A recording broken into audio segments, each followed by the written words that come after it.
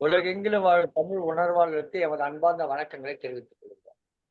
சங்கத்தமிழ் இலக்கிய பூங்காவின் தலைவர் பகுத்துண்டு பல்லுயிரோம் முதல் நூலோர் தொகுத்தவற்றுள் எல்லாம் தலை இறந்தும் உயிர்வாழ்வனின் பறந்து கெடுக்க உலகையேற்றான் என்று 2000 ஆண்டுகளுக்கு முன்பு சமநிதி பேசிய சங்கத்தமிழ் இலக்கிய பூங்காவின் தலைவர் ஐயன் திருவள்ளுவரை தொழுது எங்கள் வாழும் மங்காது தமிழ் என்று சங்கியம் முழங்கு என்று முழங்கிய சங்கத்தமிழ் இலக்கிய பூங்காவின் செயலாளர் பாவேந்தர் பாரதிதாசனை வணங்கி இன்றைய அவைக்கு தன்னுடைய வணக்கங்களை தெரிவித்துக்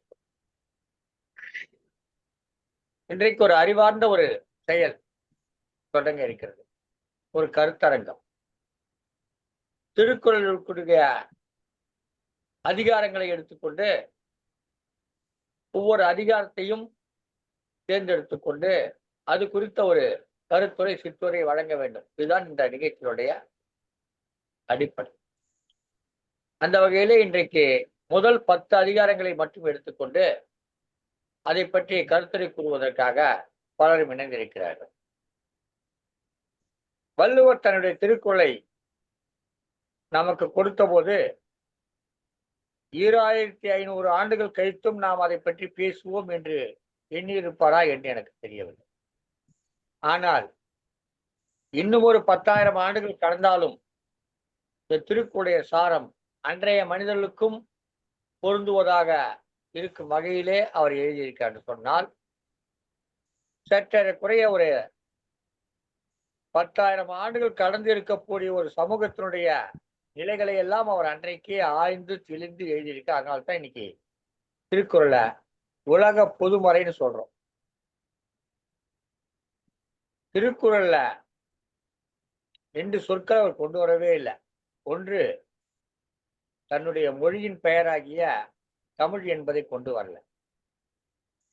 இன்னொன்று கடவுள் என்கிற அந்த சொல்ல கொண்டு வர. திருக்குறள் ஏராளமான செய்திகள் இருக்கு. ஒவ்வொரு குறள்லையும்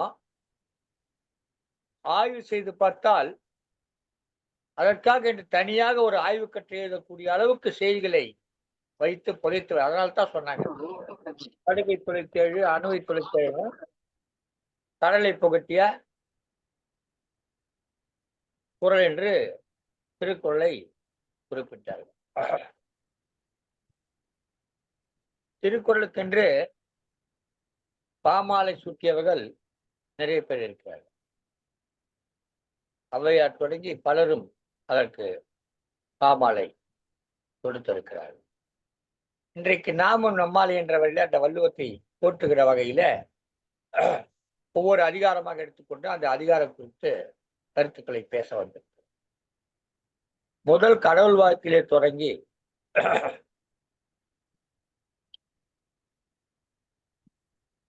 இந்த திருக்குறளுடைய நிறைவு அதிகாரமாக இருக்கக்கூடிய ஊடல் வகை வரை இந்த தொடர் கருத்தரங்கத்திலே நாம் பேச இருக்கிறோம். 133 அதிகாரங்களை பற்றி பேச இருக்கிறோம். 133 பேர் பேசுவாரா என்றால் இல்லை, அதுக்கு மேலாக பேசுவார்கள். ஒருவரே கூட 2 அதிகாரங்களை பற்றி 3 அதிகாரங்களை பற்றி பேசுகிற வாய்ப்பு உண்டு. ஒரு சில அதிகாரங்களை தொடாமல் செல்லுகிற வாய்ப்பும் உண்டு. ஆனால் அந்த அதிகாரங்களும் கூட தொட வேண்டும். முற்று முழுவதுமாக திருக்குறளுடைய 133 அதிகாரங்களையும் நாம் பேசிவிட வேண்டும் இந்த கருத்தரங்க தொடர் நிகழ்ச்சியிலே என்பதுதான் நம்முடைய நோக்கம். இந்த ஒரு உலக சாதனை சான்றிதழ் நிகழ்ச்சியாக அமைத்து இந்த கருத்தரங்கத்தோடு திருக்குறள் கதைக்கூறு கவியரங்கம் என்றெல்லாம் இணைத்திருக்கிறோம்.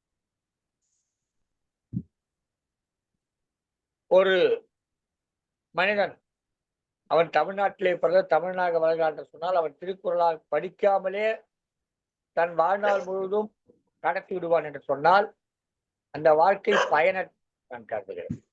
அதனால்தான் நிறைய பேர் திருக்குறளை படிக்க வைக்கணும்ன்ற ஆர்வத்தோட இது வரும். கடந்த 4 ஆண்டுகள்ல 3000 பேரையும், இந்த ஆண்டுல ஒரு 1000 பேரையும், மொத்தம் ஒரு 4000 பேரையா படிக்க வைக்க சொல்லிட்டு 3500 தாண்டி நாம பயணம் செஞ்சுட்டு இருக்கோம். திருக்குறளை படித்தாலே போதும். திருக்குறளையும் அதனுடைய தெளிவுரையை படித்தாலே ஒரு 4-5 குறட்பாக்களுக்கான பொருள் விளங்கி அந்த குறட்பாக்களை நினைவில் வைத்து தன் வாழ்க்கையை நடத்தினாலே போதும். 2 குறளை தன் வாழ்க்கையில எடுத்துக்கொண்டால் கூட போதும். அவன் வாழ்க்கையில ஒரு பெரிய வெற்றியை அடைந்து விட முடியும் என்று நான் நம்புகிறேன். அந்த நம்பிக்கை என் மீதோ அல்லது அதை வாசிக்கிறவர்கள் மீதோ நான் வைத்திருக்கவில்லை. அதை வாசிப்பவர்கள் மீதோ அல்லது என் மீதோ வைத்து இந்த கருத்தை நான் சொல்லவில்லை. வாழ்க்கையில் வெற்றி அடைந்து விட முடியும் என்ற கருத்தை நான் சொல்லிவிடவில்லை. இதை சொல்லுவதற்கு காரணம் எனக்கு திருக்குறள் மீது இருக்கக்கூடிய நம்பிக்கை. வள்ளுவருடைய அந்த குறட்பாக்களின் மீது இருக்கக்கூடிய எல்லாவற்றையும் நமக்கு சொல்லிக் கொடுத்திருக்கிறார். இன்னொரு செய்தியும் சொல்லி இந்த கருத்தரங்கை தொடங்கி வைப்பதில் நான் மிகவும் ஆர்வமாக இருக்கு. திருக்குறள் தமிழ் எழுதப்பட்ட நூல். ஆனால் அது தமிழர்களின் கரங்களிலே நூல் வடிவம் எடுத்து கிடைப்பதற்கு முன்பாகவே கேரள மக்களிடம் கிடைத்துவிட்டது. இந்த திருக்குறளை முதலாக தமிழில் அச்சேற்றிய எல்லிஸ் துரை அவர்கள் முதலாக இங்கிலாந்திலிருந்து ஒரு பணி நிமித்தமாக இந்தியாவுக்கு வருகிற பொழுது கொச்சின் துறைமுகத்தில் இறங்குகிறார். அவருக்கு பணியும் அங்குதான் கொடுக்கப்பட்டிருக்கிறது. கொச்சின் பகுதியில இப்போதைய கேரள பகுதியில அவர் பணியாற்றி கொண்டிருக்கிறார். அப்போது அதெல்லாம் தமிழ்நாடு தான். ஒரு காலத்தில் அதெல்லாம் தமிழ்நாடாகத்தான் இருந்தது. பிற்காலத்தில் கூட அது மதராஸ் மாகாணமாக இருந்தது, மாநிலமாக இருந்தது. அந்த காலகட்டத்திலே அவர் அங்கிருந்த பொழுது அங்கே இருக்கக்கூடிய பஞ்சாயத்துகள், கிராம பஞ்சாயத்துகள் என்று சொல்லுவோம், ஒரு ஊர் பெரியவர் உட்கார்ந்து கொண்டு பிரச்சனைகளை அலசி ஆராய்ந்து அதற்கு ஒரு நல்ல முடிவை சொல்லி பிரச்சனையை சுமூகமாக தீர்த்து வைக்கிற ஒரு பழக்கம் நம்முடைய நாட்டிலே, நம்முடைய நிலத்திலே காணப்பட்டது. அந்த வகையிலே அங்கே இருக்கக்கூடியவர்கள் எல்லாம் அந்த பஞ்சாயத்து செய்கிற போது பிரச்சனை வந்துவிட்டால் அந்த பிரச்சனைக்கு அவர்கள் ஒரு பதில் சொல்லுவார். ஒருவனுடைய சொத்தை ஒருவன் எடுத்துக்கொண்டால் அல்லது ஒருவன் மீது கோபப்பட்டு அந்த கோபத்தின் காரணமாக ஏதேனும் ஊர் செய்து விட்டால், அழுக்காறு காரணமாக தவறு செய்து விட்டால், அல்லது பிறன்மனை நோக்குதல் என்கிற அந்த படுபாதகமான செயலிலே ஒருவன் ஈடுபட்டால் அவனுக்கு எந்த வகையிலே தீர்ப்பு வழங்குவது என்று பார்த்தால், அவர்கள் கையிலே ஒரு புத்தகம் வைத்திருப்பால். இந்த புத்தகத்தை புரட்டி பார்த்து அதிலே என்ன சொல்லப்பட்டிருக்கிறதோ அதை வைத்து அவர்கள் இந்த தீர்ப்பை வழங்குவார்கள். இந்த வழக்கம் அந்த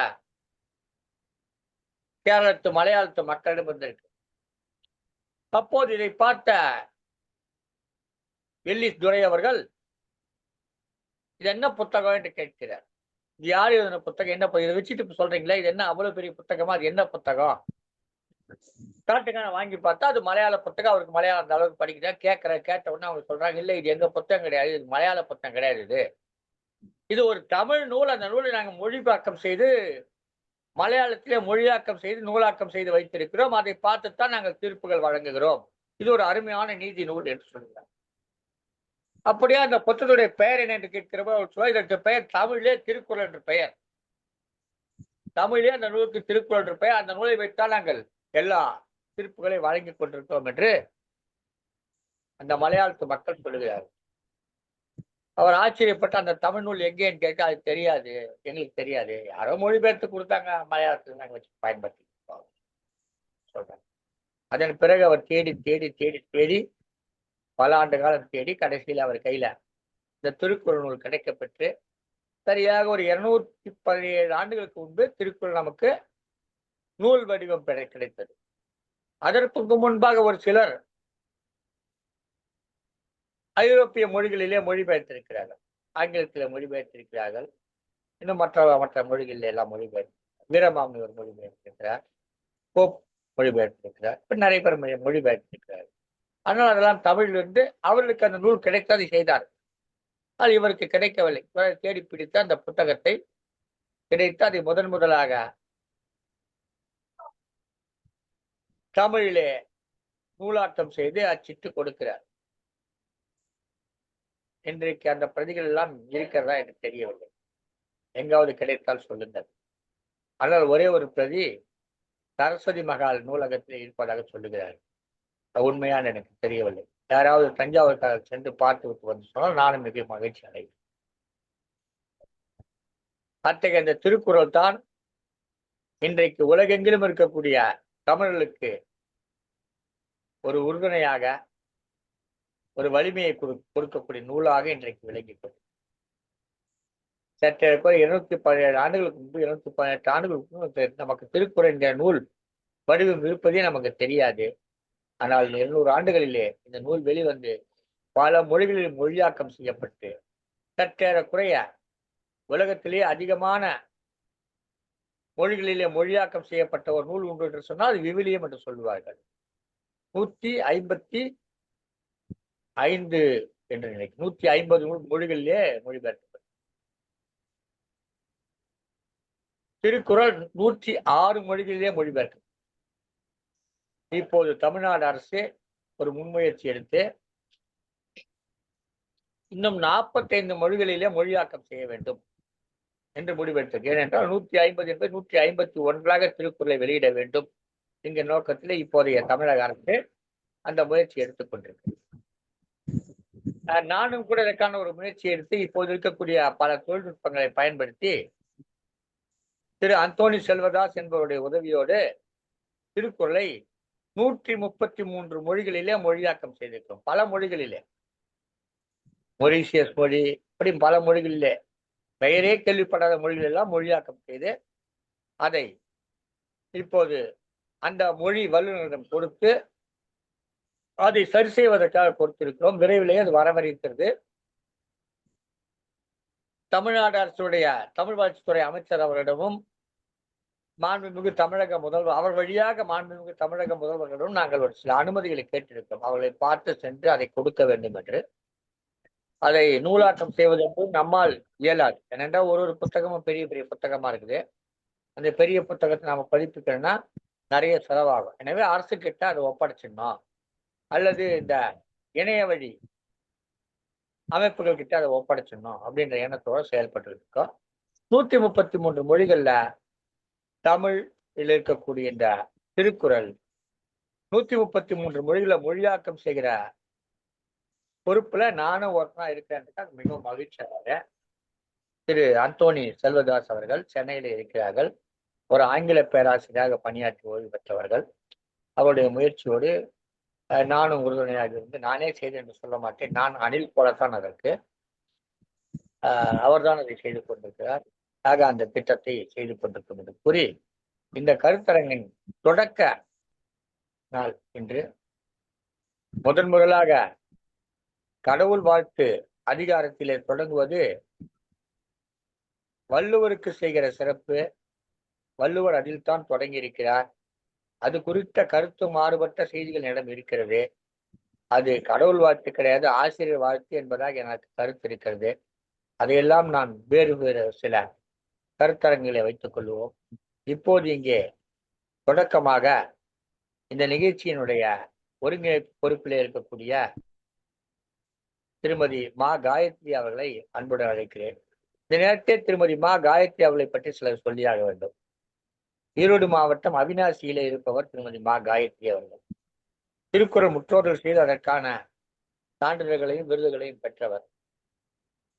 அவ்விரைவில் நம்முடைய நிகழ்ச்சியில அவர் நேரடியாக பங்கேற்கிற போது அவருக்கு நம்முடைய அமைப்பு சார்பிலும் ஒரு விருது கொடுத்து சிறப்பிக்க இருக்கிறோம், அவருடைய முற்றோதல் செய்ததற்காக. இன்றைக்கு இந்த நிகழ்ச்சியினுடைய பொறுப்பெடுத்துக் கொண்டு தொடர்ந்து வரக்கூடிய நிகழ்ச்சிகளுக்கும் பொறுப்பெடுத்துக் கொண்டு சிறப்பாக செயலாற்றுவதற்காக வருகை புரிந்திருக்கிறார் திருமதி மா காயத்ரி அவர்கள். அவளை அன்போடு வரவேற்கிறோம். ஒரு சொன்னால் அதை குறைந்தபட்சம் ஒரு முறை படித்தாவது இருக்க வேண்டும் இல்லவா? எனவே அதை முற்றோதல் செய்தவர், அது பற்றிய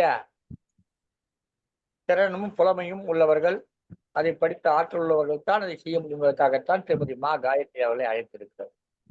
அவருக்காக இந்த நிகழ்ச்சி நடைபெற இருக்கிறது. சிறப்பான ஒரு நிகழ்ச்சியாக இது தொடர்ந்து நடைபெறும் என்று கூறி, நடத்த வேண்டும் என்று கூறி, இதற்கு மென்மேலும் பல தமிழர்களும் பங்கேற்று இந்த நிகழ்ச்சிகளிலே வாழ்த்துறை சிறப்புரையெல்லாம் வழங்க இருக்கிறார் என்பதை குறிப்பிட்டு இந்த நிகழ்ச்சி தொடங்கி வைப்பதிலே, சங்கத்தமிழ் இலக்கிய பூங்கா இந்த நிகழ்ச்சியை தொடங்கி வைப்பதிலே என்னுடைய மிகுந்த மகிழ்ச்சியை தெரிவித்துக் கொள்கிறேன். அதே நேரத்திலே இந்த நிகழ்ச்சியை சங்கத்தமிழ் தொலைக்காட்சி வழியாக வலையேற்றம் செய்து கொண்டிருக்கக்கூடிய அத்தொலைக்காட்சியினுடைய மேலாண் இயக்குநராக இருக்கக்கூடிய திருக்குறள் தோட்ட திருமதி சிவகாமி சண்முக சுந்தரம் அவர்களுக்கும், வானொலியிலே தவற விட்டுக் கொண்டிருக்கக்கூடிய தமிழறி வானொலி இயக்குநர்கள் தமிழ்வேல் நயனை விஜயன், தமிழ்ச்சூர் சசிகலா நயனை விஜயன் ஆகியோர்களுக்கும் நம்முடைய வணக்கங்களை தெரிவித்துக் கொண்டு, இது குறித்த உங்கள் கருத்துக்களை வழங்கியதை மேலும் செம்மைப்படுத்த வேண்டும் என்று உங்களுக்கெல்லாம் வேண்டுகோள் வைத்து, இந்த நிகழ்ச்சியில் இன்றைக்கு பங்கேற்றிருப்பவர்களையும் இனி தொடர்ந்து வருகிற நிகழ்ச்சியிலே பங்கேற்பவர்களையும் நான் இருகரம் கூப்பி வருக வருக வருக என்று வரவேற்று, இந்த நிகழ்ச்சியுடைய தலைமை பொறுப்பேற்றக்கூடிய திருமதி மா காயத்ரி அவரிடம் தளத்தை ஒப்படைத்து விடைபெறுகிறேன். நன்றி, வணக்கம். வணக்கம் ஐயா. சங்க தமிழ் இலக்கிய பூங்கா பன்னாட்டு ஊடகங்களோடு இணைந்து நடத்தும் உலக சாதனை தொடர் நிகழ்வில் திருக்குறள் கருத்தரங்கம். இன்று திருக்குறளின் வேறு பெயர்கள்: முப்பால், தமிழ்மறை, உத்தரவேதம், தெய்வ நூல், உலக பொதுமறை, வாயுரை வாழ்த்து, வள்ளுவன் பயன், பொய்யாமொழி, ஈரடி வெண்பா, இயற்கை வாழ்வில்லம் போன்ற திருக்குறளின் வேறு பெயர்கள் ஆகும். திருக்குறள் முதல் பெயர் முப்பால். திருக்குறளில் உள்ள மொத்த எழுத்துக்கள் 42,194. திருக்குறளில் உள்ள மொத்த எழுத்துக்கள் 42,194. முதலில் அச்சிடப்பட்ட ஆண்டு 1812. திருக்குறளில் இடம்பெறும் இரு மலர்கள் அனிசம், குவளை. திருக்குறளில் இடம்பெறும் ஒரே பழம் நெருஞ்சி பழம். திருக்குறளில் இடம்பெறும் ஒரே விதை குன்றின் மணி. இன்று நாம் எடுத்துள்ள அதிகாரங்கள்: அரண் வலியுறுத்தல். அறமானது சிறப்பை தரும், செல்வத்தை தரும், அதைவிட ஆற்றல் அளிக்கின்ற செயல் உயிர்களுக்கு இல்லை என வள்ளுவர் கூறுகிறார். நாம் நம்மால் இயன்ற அளவு செல்லும் இடங்களில் எல்லாம் அறச்செயல்களை செய்ய வேண்டும். மனதில் குற்றம் இல்லாதவன் செய்கின்ற செயலே அறம் ஆகும். மன தூய்மை இல்லாதவன் செய்யும் செயல் அறம் ஆகாது. பொறாமை, ஆசை, கோபம், கடும் சொற்கள் ஆகிய 4ம் இல்லாது வாழ்வதே சிறந்த அறமாகும். ஒருவன் இளமையிலே அறம் செய்ய வேண்டும். அவன் உடலில் இருந்து எப்போதும் உயிர் பிரிந்தாலும் அறமானது துணை செய்யும். ஒருவன் செய்ய வேண்டியது அறம் மட்டுமே என வள்ளுவர் வழி நின்று நாமும் அறம் வழியாக நடப்போம் என்று கூறி, முதலாவதாக எழுத்துக்கு அகர முதன்மையானவை இருப்பது போல இந்த உலகத்திற்கு ஆதியாகிய தாயும் தகவனாகிய தந்தையும் முதன்மையாக இருந்து இயக்கி வருகின்றனர். நாம் கற்ற கல்வியின் பயனை கற்றறிந்து சான்றோர்களின் சொற்படி நிற்பதே அடங்கி இருக்கிறது. அதை பின்பற்றி நடக்க வேண்டும். இல்லை என்று நாம் கற்ற கல்வியினால் எந்த பயனும் இல்லை என்று இவ்வவைக்கு கருத்தரங்கம் கூற தாரகை குடந்தை அவர்களை கடவுள் வாழ்த்து அதிகார கருத்தரங்கு கூற அன்புடன் அழைக்கின்றேன். பாருங்கள் அம்மா. தமிழே உயிரே வணக்கம். தாய் பிள்ளை உறவம்மா உனக்கும் எனக்கும். தமிழே நீ இல்லை என்றால் அத்தனையும் வாழ்வில் கசக்கும் புளிக்கும். சங்கத்தமிழ் இலக்கிய பூங்காவின் தலைவராம் ஐயன் திருவள்ளுவரை வணங்கி, செயலராம் பாவேந்தரை வணங்கி, தனையெங்கும் தமிழ் பரப்பும் தமிழ் பணிச்செம்மல் பாரதி சுடர் நீலகண்ட தமிழன் ஐயா அவர்களை வணங்கி, தற்பொழுது சங்கத்தமிழ் இலக்கிய பூங்காவோடு பன்னாட்டு ஊடகங்கள் இணைந்து நடத்தும் உலக சாதனை தொடர் நிகழ்வு. ஊடக ஒருங்கிணைப்பாளர்கள் தமிழருவி வானொலி, PSSM தமிழ் ஐரோப்பா வளசங்கர் தமிழ் தொலைக்காட்சி, தென் கரோலினா தமிழ்ச்சங்கம், அமெரிக்க முத்தமிழ் பல்கலைக்கழகம் மற்றும் ஒருங்கிணைப்பாளராக சிறப்பாக ஒருங்கிணைத்துக் கொண்டிருக்கும் திருமதி காயத்ரி அவர்களையும் வணங்கி, திருக்குறளில் முதல் அதிகாரமான கடவுள் வாழ்த்து பற்றிய செய்திகளை கருத்துரையாக்கி மகிழ்கின்றேன். திருக்குறளில் ஐயா கூறியது போல் கடவுள் என்ற சொல் இடம்பெறவில்லை. அறவாழி அந்தணன், ஆதி பகவன், இறைவன், என் குணத்தான் போன்ற சொற்களைத்தான் திருவள்ளுவர் பயன்படுத்தி இருக்கிறார். ஆயினும் திருமால், இந்திரன் போன்றவர்களை குறிப்பிடுகிறார். திருமாலை தாமரை கண்ணன் என்றும், லட்சுமியை திரு செய்யாள் தாமரையினாள் என்று கூறுகிறார். இந்திரனை வேந்தன் என்றும் கூறுகிறார்.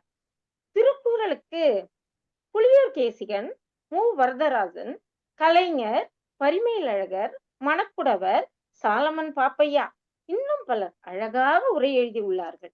இந்நூலில் கடவுள் வாழ்த்துக்கும் ஏனைய நூல்களின் கடவுள் வாழ்த்துக்கும் வேறுபாடு உண்டு. ஏனைய நூல்களில் எடுத்துக்கொண்ட நூல் இனிது நிறைவேறுதற் பொருட்டும் நின்று நிலவுதற் பொருட்டும் கவிஞர் கடவுளை வாழ்த்துவர். இந்நூலில் கடவுளின் பொது இயல்பும் சிறப்பு இயல்பும் கூறி அவரை வாழ்த்துதலின் பயனும் கூறப்படுகின்றன. இதனை ஊன்றி ஆராயின் கடவுளை வாழ்த்துதலும் தலையாய அறம் அல்லது ஒழுக்கம் என்பது உணர்த்த பெற்றது என்பது வெளிப்படை. ஏனைய நூல்களைப் போல பயன் கருதி கடவுளை வாழ்த்தவில்லை என்பார் தண்டபாணி தேசிகர். கடவுள் ஒருவர் உள்ளார், அவரை நினைத்து வாழ்த்தி வணங்க வேண்டும் என்ற கருத்துகள் அமைந்தது கடவுள் வாழ்த்து என்னும் முதலதிகாரம். கடவுளை நினைப்பவர் நன்கு வாழ்வார். அவர்கள் துன்பங்களை உணர மாட்டார்கள். அவர்களிடம் நல்வினை தீவினை தாக்கம் இல்லை. அவர்கள் நெடிது வாழ்வர். அவர்களது தீரா கவலைகளுக்கு மாற்று கிடைக்கும். குற்ற உணர்ச்சியிலிருந்து மீட்சி பெறுவர். வாழ்க்கை என்னும் கடலை கடந்து கரை சேர்வர். 10 குறளும் முத்தான குறள்கள். முத்தான குறள்கள் நமக்கு சொத்தாக விளங்குகின்றன. முதல் குறளான அகர முதல எழுத்தெல்லாம் ஆதி பகவன் முதற்றே உலகு என்பதற்கு எழுத்துக்கள் எல்லாம் அகரத்தை அடிப்படையாக கொண்டிருக்கின்றன. அதுபோல உலகம் கடவுளை அடிப்படையாக கொண்டுள்ளது. அவனன்றி ஒரு அணுவும் அசையாது அல்லவா? கற்றதனால் ஆய பயனன்கொள் வாளறிவன் நற்றால் தொழார் எனின் தூய அறிவு வடிவமான இறைவன் அவருடைய நன்மை தரும் திருவடிகளை தொழாமல் இருந்தால் அவரோ நாமோ கற்ற கல்வியினால் பயன் என்ன உள்ளது? மலர்மிசை ஏகினான் மானடி சேர்ந்தார், நிலமிசை நீடு வாழ்வார். அன்பரின் அகம் எப்படியெல்லாம் திருவள்ளுவர் வர்ணிக்கிறார். மலர், அந்த மலரில் வீற்றிருக்கும் கடவுள் அவருடைய சிறந்த திருவடிகளை பொருந்தி நினைக்கின்றவர் இந்த உலகில் இது ஒரு இன்ப உலகம், இதில் நிலைத்து வாழ்வார் என்று கூறுகிறார். 4வது குறளில் வேண்டுதல் வேண்டாமை இலானடி சேர்ந்தார்க்கு யாண்டும் இடும்பை இலை, இடும்பை துன்பம். விருப்பு வெறுப்பு இல்லாத கடவுள் அவருடைய திருவடிகளை மனதால் எப்போதும் நினைக்க வேண்டும். அவ்வாறு நினைப்பவர்களுக்கு எப்பொழுதும் எங்கும் துன்பம் என்ற சொல்லுக்கோ பொருளுக்கோ உடலளவாலும் மனதளவாலும் இல்லவே இல்லை. இருள் சேர் இருவினையும் சேரா இறைவன் பொருள் சேர் புகழ் புரிந்தார் மாட்டு. கடவுளின் உண்மை புகழை விரும்புவோரிடம் அறியாமையால் விளையும் எந்த ஒரு வினையும் சேர்வதே இல்லை. பொறிவாயில் ஐந்தவித்தான் பொய்தீர் ஒழுக்க நெறி நின்றார் நீடு வாழ்வார். ஐம்பொறி வாயிலாக பிறக்கும் வேட்கை, அதை அவித்த இறைவனுடைய பொய்யற்ற ஒழுக்க நெறியில் நின்றவர் நிலை பெற்ற நல்ல வாழ்க்கையை வாழ்வார்கள். 7வது குறளில் தனக்கோமை இல்லாதான் தாழ் சேர்ந்தார் கல்லால் மனக்கவலை மாற்றல் அரிது என்று அருமையாக திருவள்ளுவர் எடுத்துரைக்கிறார். தனக்கு ஒப்புமை இல்லாத தலைவனுடைய திருவடி, அதற்கேது ஒப்புமை? எங்கும் ஒப்புமையே கிடையாது. அதை பொருந்தி நினைக்கின்றவர் அல்லாமல் மற்றவர்களுக்கு மனக்கவலையை போக்குவது மிகவும் கடினம். அது உண்மைதானே? 8வது குறளில் அறவாழி அந்தணன் தாழ் சேர்ந்தார் கல்லால் பிறவாழி நீந்தல் அரிது. அறக்கடலாக விளங்கும் கடவுளின் திருவடி அறக்கடல் அல்லவா? சரணாகதி அடைந்தவர்களுக்கு அவன் அறக்கடல். அந்த கடவுளின் திருவடிகளை பொருந்தி பொருந்தி நினைக்கின்றவர் அல்லாமல் மற்றவர் பொருளும் இன்பம் ஆகிய எந்த ஒரு கடலையும் கடக்கவே முடியாது. கோளில் பொறியில் குணமிலவே என் குணத்தான் தாளை வணங்கா தலை, கேட்காத செவி, பார்க்காத கண் போன்ற என் குணங்களை உடைய கடவுளின் திருவடிகளை வணங்காதவரின் தலைகள் இருந்து என்ன பயன்? அவை பயனே கிடையாது. 10வது குறளில் பிறவி பெருங்கடல் நீந்தார் இறைவனடி சேராதார். இறைவனுடைய திருவடிகளை பொருந்தி நினைக்க வேண்டும். அவ்வாறு நினைத்தவர் பிறவி பெருங்கடலை கடக்க முடியும். மற்றவரால் கடக்க முடியுமா? கடக்க இயலாது என்பதை அருமையாக இவ்வுலகத்துக்கு தெள்ளத் தெளிவாக சொல்லி சென்றுள்ளார் வள்ளுவர். அவர் புகழை என்றும் வாழ்த்துவோம், என்றும் வாழ்த்துவோம் என்று கூறி விடைபெறுகின்றேன். நன்றி. தாரகை குடந்தை.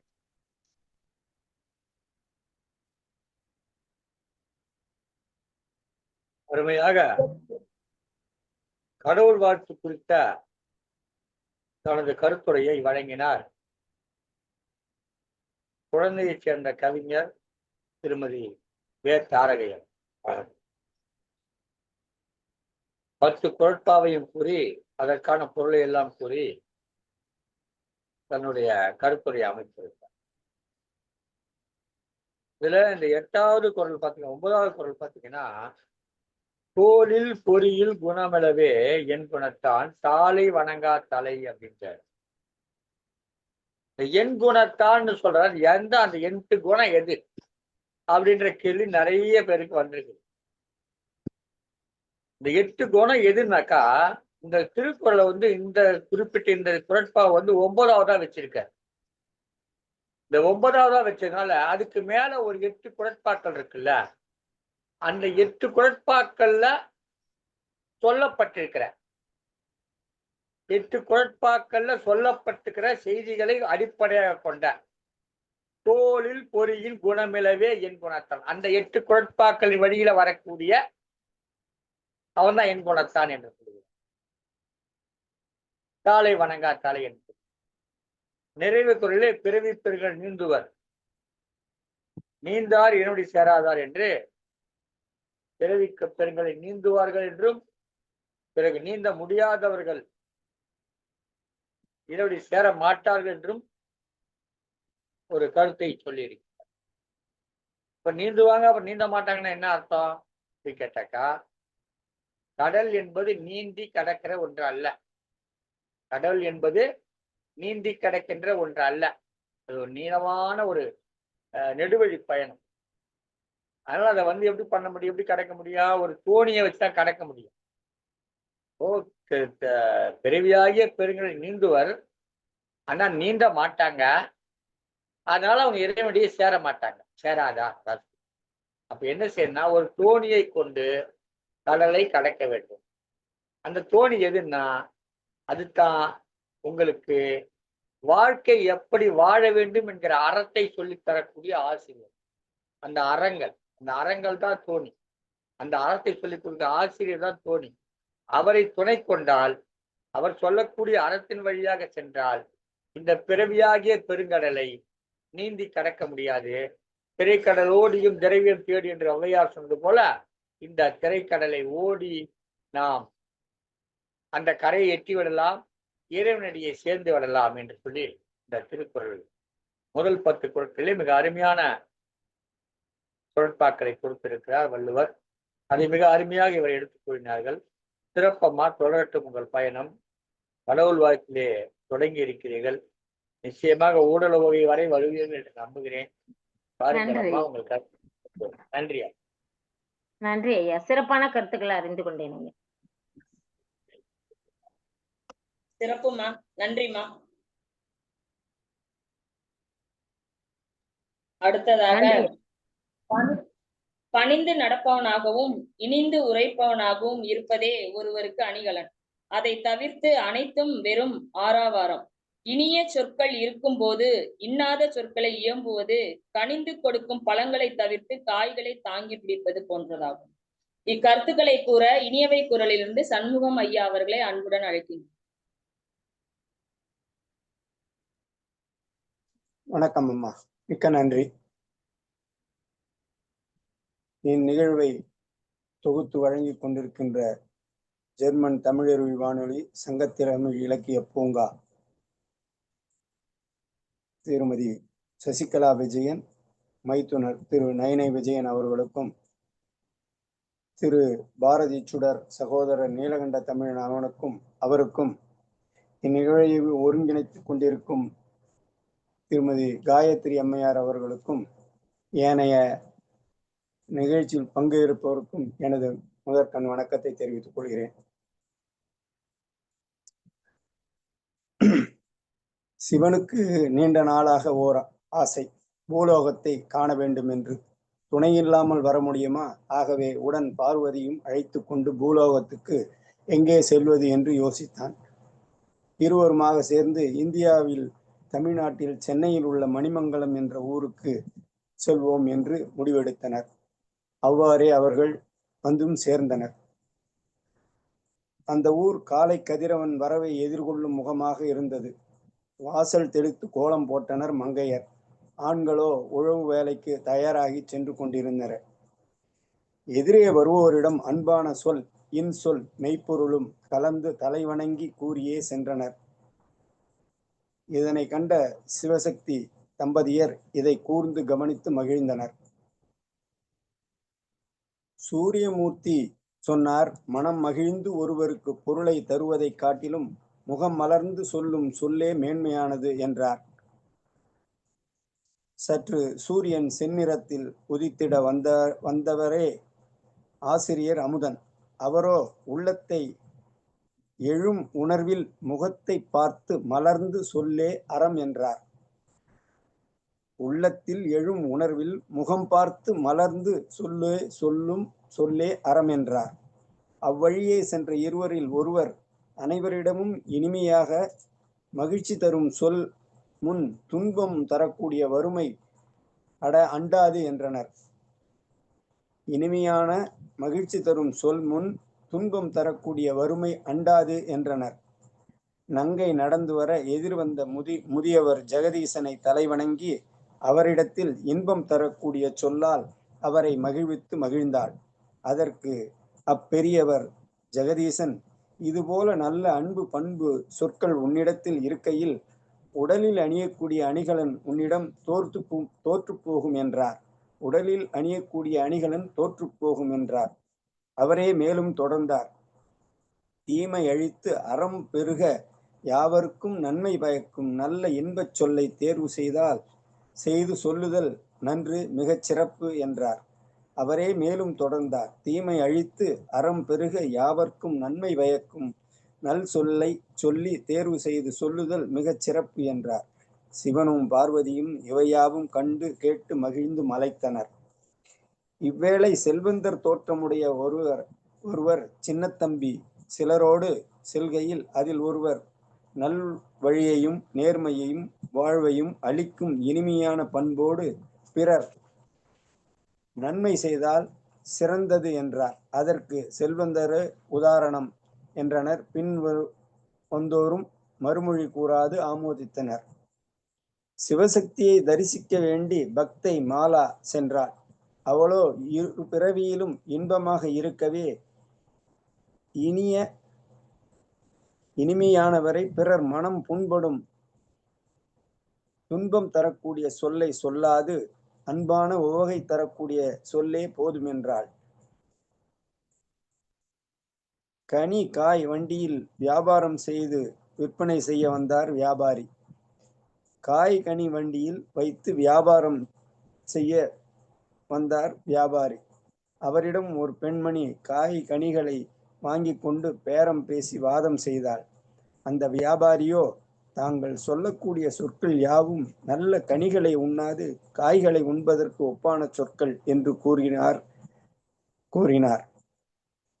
இதை கண்ணுற்ற சிவ தம்பதியர், இவ்வளவு அறிவார்ந்த செம்மை மொழி ஆளுமை இச்சிறு கிராமத்திலே உள்ளதென்றால் உலகம் முழுவதும் சுற்ற வேண்டியதில்லை என்ற முடிவுக்கு வந்தனர். இக்கால அரசியல் தலைவர் மற்றும் அதிகாரி போல் நன்றாகவே உள்ளது என்று முடிவு செய்து கொண்டனர். இவற்றுக்கு மூல காரணம் அறிய எண்ணியே நடந்தனர். அப்பொழுது அங்கே சிறுவர் குரலும் கலகலப்பான சிரிப்போசையும் கேட்கவும் பார்க்கவும் நேர்ந்தது. அந்நேரம் மணி ஒலித்தது. அப்போது பார்வதி, நம்மை வரவேற்கவே மணி ஒலிக்கிறார்கள் போலும் என்றாள். மணி ஒலித்த பின் சிறுவர்கள் எல்லோரும் அவரவர் வகுப்புக்கு ஓடி சென்று சிவனும் பார்வதியும் வகுப்பறையை பார்வையிட்டவாறு ஓரிடத்தில் நின்றனர்.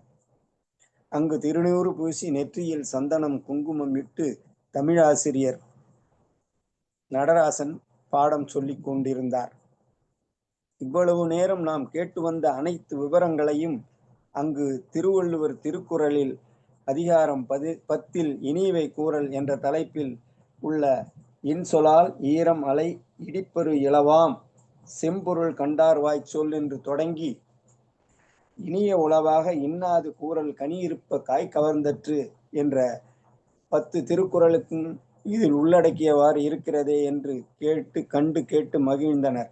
இருவரும் இன்சொல் கேட்டு இன்முகத்தோடு அறம் விளங்கி சிறந்து விளங்குகிறது என்று பூரிப்படைந்தனர்.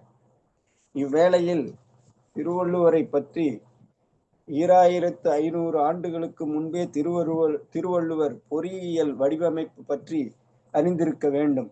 ஆகையால் திருக்குறளை 7 சீரிலும் 1.25 அடியிலும் வடிவமைத்துள்ளார்.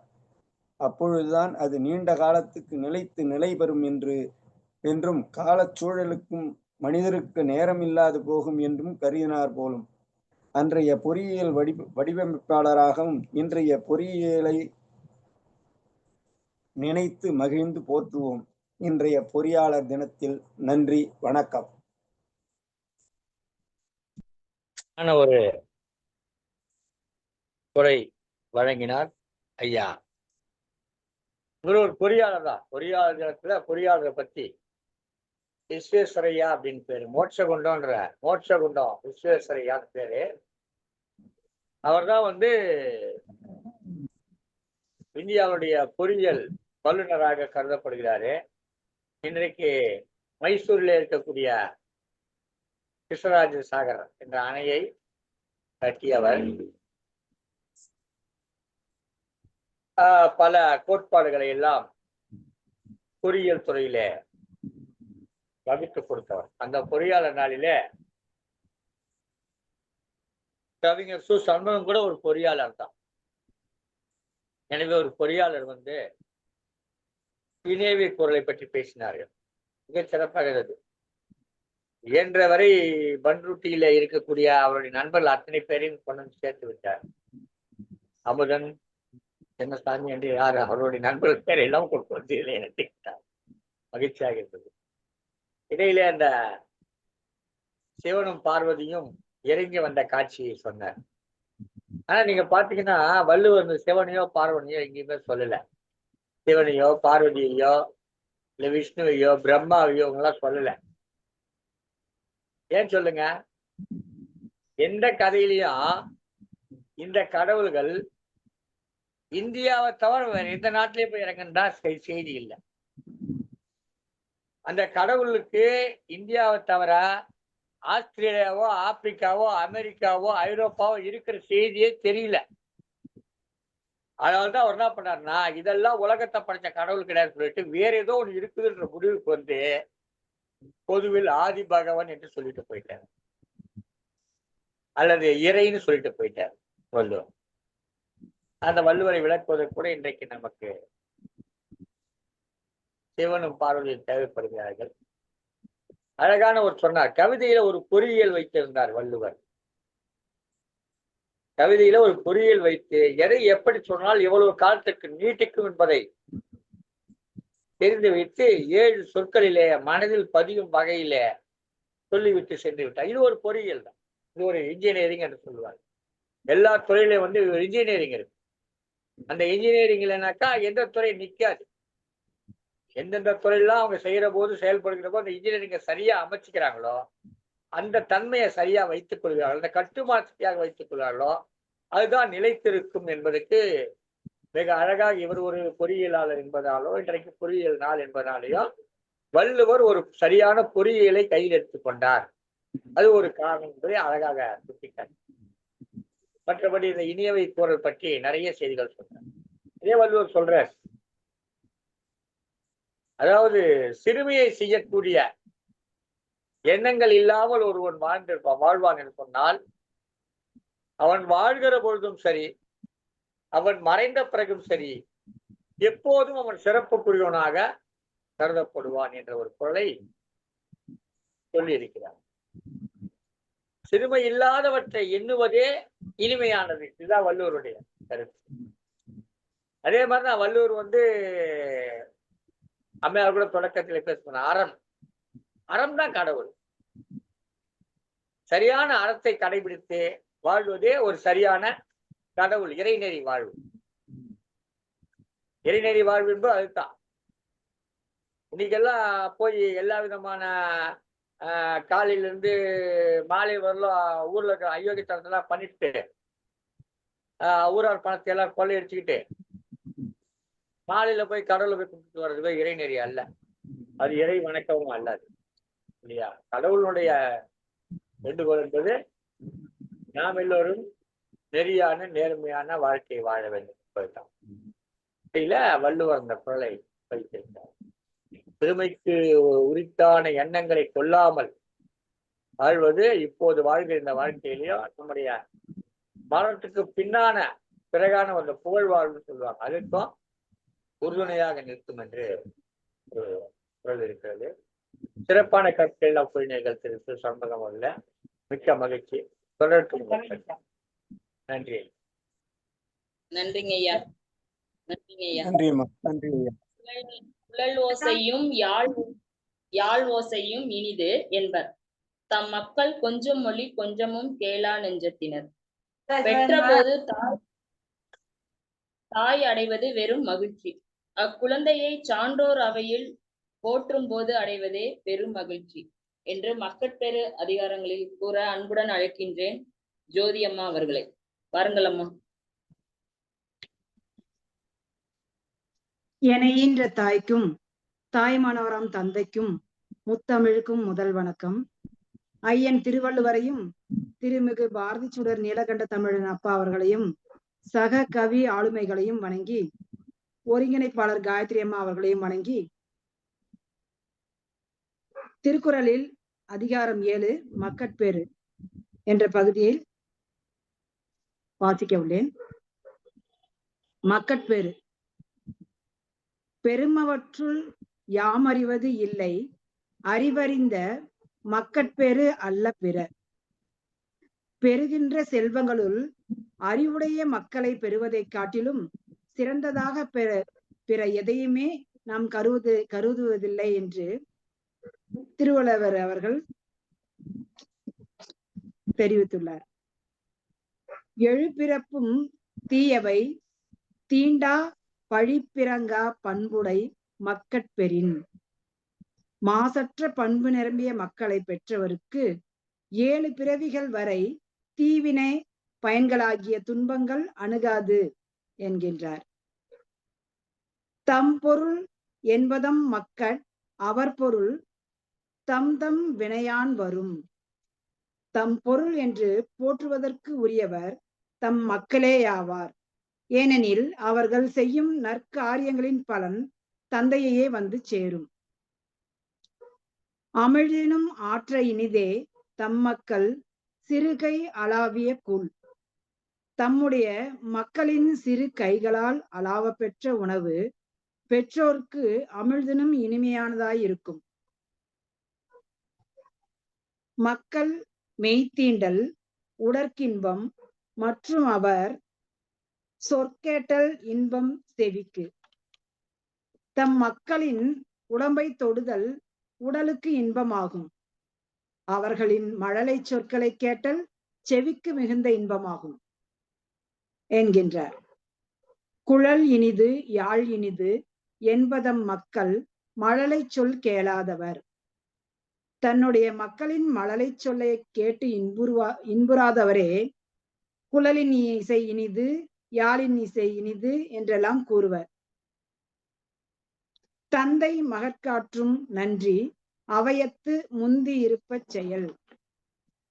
ஒரு தந்தை தன் மகனுக்கு செய்யும் பெரிய உதவி யாதெனில் அவனை கற்றோர் அவையில் முதன்மை பெற்றவனாக இருக்க செய்தலே ஆகும்.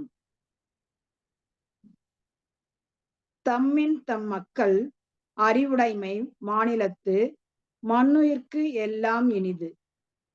தன் மக்கள் அறிவுடையராயிருத்தல் பெற்றோராகிய தங்களுக்கு நன்மை தருவதை விட இவ்வுலகில் வாழும் எல்லா உயிர்களுக்கும் மிக்க நன்மையையும் மகிழ்ச்சியையும் தருவதாகும். ஈன்ற பொழுதில் பெரிதுவக்கும் தன் மகனை சான்றோன் என கேட்ட தாய் தாம் பெற்ற மைந்தன் அறிவு ஒழுக்கம் நிறைந்த சான்றோன் என்று அறிவுடையோர் புகழ்ந்து கூற கேட்டதாய் அவனை பெற்றபோது அடைந்த மகிழ்ச்சியிலும் பெருமகிழ்ச்சி அடைகின்றாள். மகன் தந்தைக்கு ஆற்றும் உதவி இவன் தந்தை எண்ணோற்றான் கொல் எனும் சொல். ஒரு மகன் தந்தைக்கு செய்யும் கடமை பிரதி உபகாரம் என்னவென்றால், இவன் தந்தை இவனை மகனாக பெற என்ன தவம் செய்தானோ என்று பிறர் புகழ்ந்து சொல்லும் சொல்லேயாகும் என்று திருவள்ளுவர் மிக அருமையாக வாழ்க்கையின் தொடர்புடைய கருத்துக்களை கூறியுள்ளார். வாய்ப்புக்கு நன்றி.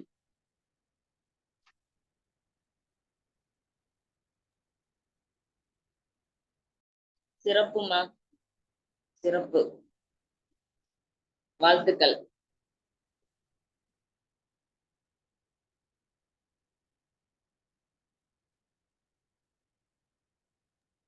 மக்கட்பேறு குறித்து மிக அருமையான ஒரு உரை வழங்கினவர்கள் அம்மையார் ஜோதி அவர்கள். நல்ல கவிஞர். தருமபுரி மாவட்டம் ஒரு பள்ளியிலே ஆசிரியராக பணியாற்றி கொண்டிருக்கிறார். பல்வேறு நிகழ்ச்சிகளும் பங்கெடுத்துக் கொண்டு சிறப்பாக தனது இலக்கிய பங்களிப்பு கொடுத்திருக்கிறோம். இன்றைக்கு இந்த நிகழ்ச்சியில வந்து பங்கேற்றதற்காக நாம் மகிழ்ச்சியை தெரிவித்துக் கொள்கிறோம். யாழ் இனிது குழல் இனிது என்பத்தம் மக்கள் மழலை சொல் கேளாதவன் ஒரு திருக்குறள். ஒரு குழந்தைன்னா ஆண் குழந்தை பெண் குழந்தை ரெண்டு வகை தான் இருக்கு. அந்த யாழ் இனிது குழல் இனிது என்பதிலேயே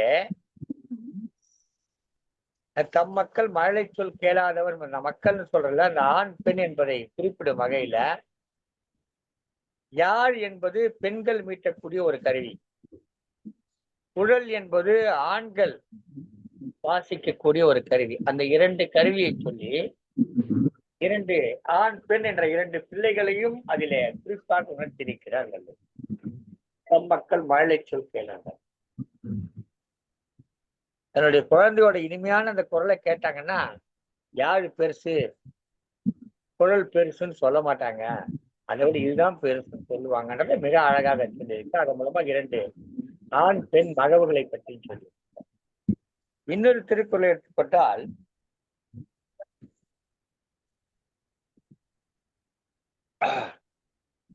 சிறுகை அளாவிய கூழ்.